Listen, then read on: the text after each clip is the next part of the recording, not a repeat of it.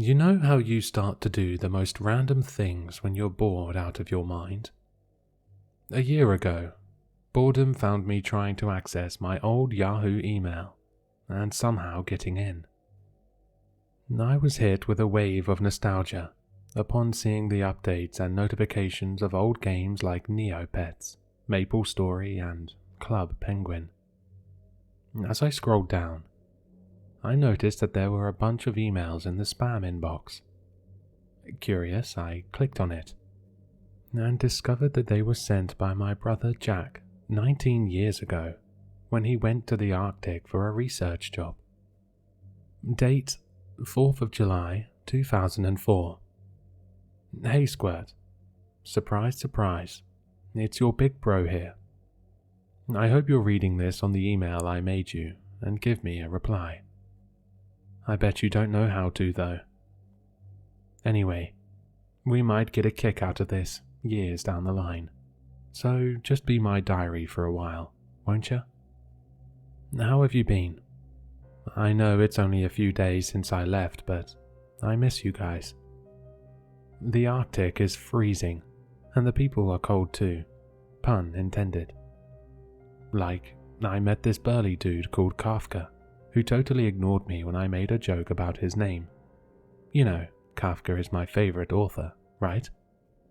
On the bright side, there's a seal colony close to the base. Blubbery as they are, they're cute as heck.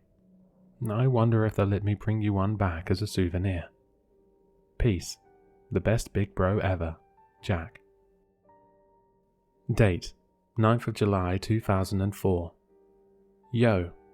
5 days in the job, baby. You, mum and dad doing okay? I wasn't getting much work at first, but the guys have entrusted me with a lot more stuff to do. Mostly lab work, but that's fine.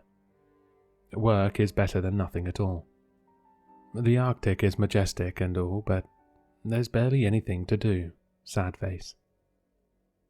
I'm pretty sure I walked 10 laps around the research base at one point, because I was so bored.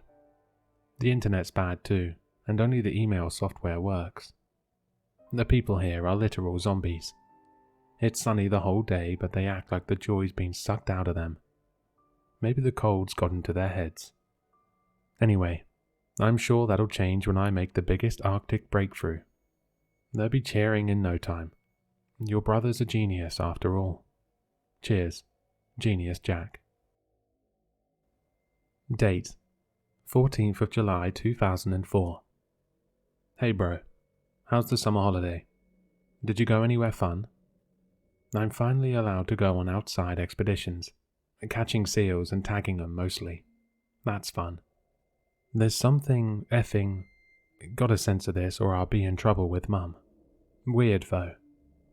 Some dude came to the base and the people are all happy now for some reason. They call him Reverend. He dresses like a priest even though it's cold as heck. He seems like a nice dude, but it's weird that he showed up out of nowhere. I asked around about who he was and they just told me that he was a former researcher who found the truth. As for what the truth is, I've got zero clue. Guess I'll play detective for a while. Catch you later, alligator. Sherlock Jack. Date 16th of July 2004. Dear Lil Bro, how are ya? Got any new crushes? I've got a crush. Literally. A chubby seal bit me and my arm was crushed. Just kidding. I got a wound, but it's all bandaged up now. One of the seals we were tagging wasn't fully sedated, so I got hurt. I'm healing up fine now in my room. By the way, Reverend held a prayer session when my arm was bit.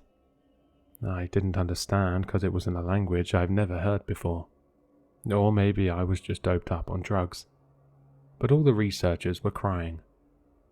I was kind of creeped out, for some reason. Stay safe, Jack. Date 19th of July 2004. Hey kiddo. You alright? I'm typing this with one hand. My arm's not doing too well. The color's all off and it hurts. I'm worried it might have to get cut off or something. Kafka's been nursing me but keeps chanting something under his breath. Reverend comes by and they whisper to each other. I keep hearing a word that sounded like Kathwathi or something. I don't know the language and don't know what it means. I asked Kafka what it meant. The one under the ice was all he said before leaving the room. Weird, right? Anyway, your bro's strong. 1 arm or 2 arms. I'm gonna wrestle you to the ground when I'm back. Love you, Jack. Date: 21st of July 2004. No more. Cold. Good night. The email dating 21st of July 2004 was the last one. Jack came back home in August, safe and sound. What I read never left my mind until I saw Jack again at a family gathering today. He was wearing a t-shirt, arms exposed. Not a hint of a scar on either of them. I had to know what happened. Is your arm alright? I asked as we drank beer together on the porch. He slowly turned his head towards me, lips stretching into a tight smile. At that moment, everything about his face was just wrong to me. Why wouldn't it be? I looked into his eyes. Deep, vacant voids of nothing. This was not my brother. I forced a chuckle. It's really sunny today. Aren't you worried about sunburn? You used to get that a lot. He's expressionless and silent for a moment, eyes boring into mine, as if probing for something. I didn't realize that I was holding my breath until his features snapped back into a cold smile. I've missed you, little brother.